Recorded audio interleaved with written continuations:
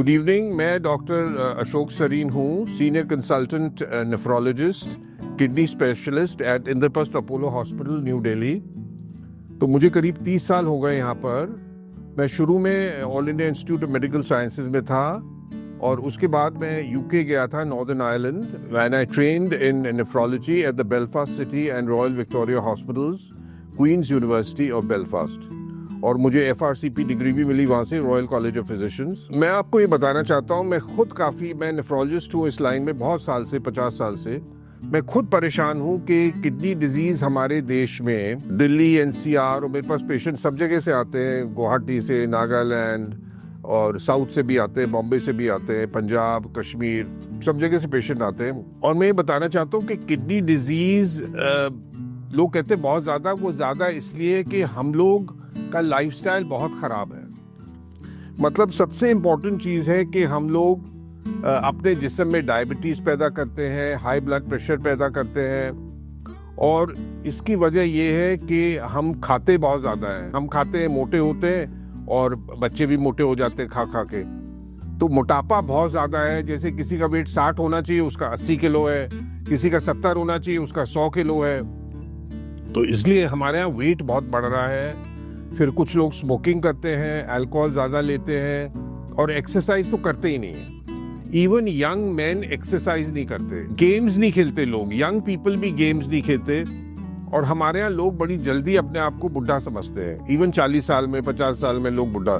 So one should do exercise, have a good lifestyle, time से सोना चाहिए, time से जगना चाहिए, एक्सरसाइज करना चाहिए, और डाइट पे कंट्रोल होना चाहिए, अपना वेट और BMI कंट्रोल रखना चाहिए। अगर ये करेंगे तो किडनी डिजीज नहीं होगी, हाई ब्लड प्रेशर नहीं होगा, डायबिटीज नहीं होगी।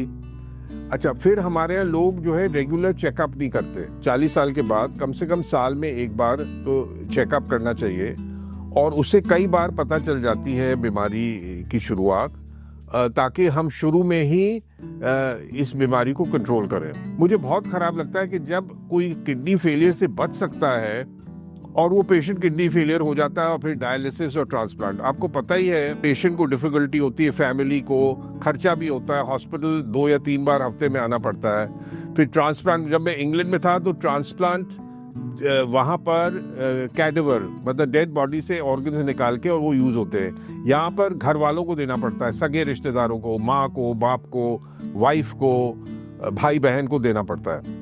तो उसमें काफ़ी प्रॉब्लम होती है, खर्चा भी काफ़ी होता है। तो इसलिए बचाव, prevention of kidney disease is very important. Blood pressure for example, blood pressure हमारा होना चाहिए 130/80, और हम ब्लड प्रेशर बढ़ा लेते हैं। इवन 140/90 जो ब्लड प्रेशर है वो भी किडनी को डैमेज कर सकता है। शुगर, जैसे नॉर्मल फास्टिंग 100 होनी चाहिए, खाने के 2 घंटे बाद 140 होनी चाहिए, वो शुगर पहुंच जाती है even 110 sugar, and 150 sugar PP and fasting 100, HbA1c of 6 होना चाहिए, HbA1c वो 7 हो जाता है। तो अगर हमारी शुगर बढ़ जाती है तो वो भी सारे organs, brain, eyes, heart, kidneys, सब, इवन लिवर, नाउडेज लिवर भी डैमेज हो जाता है।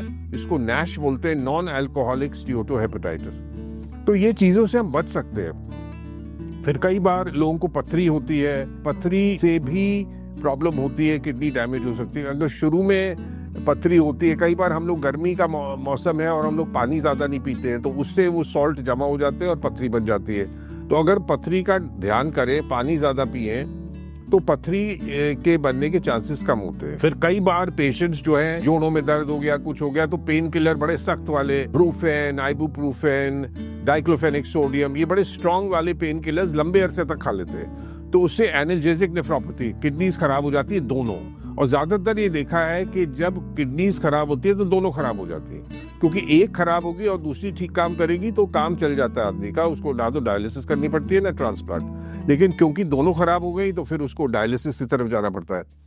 लेकिन मैं बार बार यही कह रहा हूँ कि हम इससे बच सकते हैं अगर हम स्मोकिंग ना करें, वेट ना बढ़ाएं, ज़्यादा ना खाएं, अल्कोहल कंजम्पशन ना करें, एक्सरसाइज की तरफ ध्यान दें, बॉडी फिटनेस की तरफ ध्यान दें, ठीक से सोएं, टाइम से जगें। इन सब चीज़ों से, खर्चे से बचने के लिए और अपनी सेहत को ठीक रखने के लिए ये बहुत इंपॉर्टेंट है कि जो मैंने मोटी मोटी बातें बताई हैं इसको फॉलो करिए। तो मुझे उम्मीद है कि आप को हर सारी बातें समझ आ गई होंगी और आप इनको फॉलो करेंगे। Thank you very much.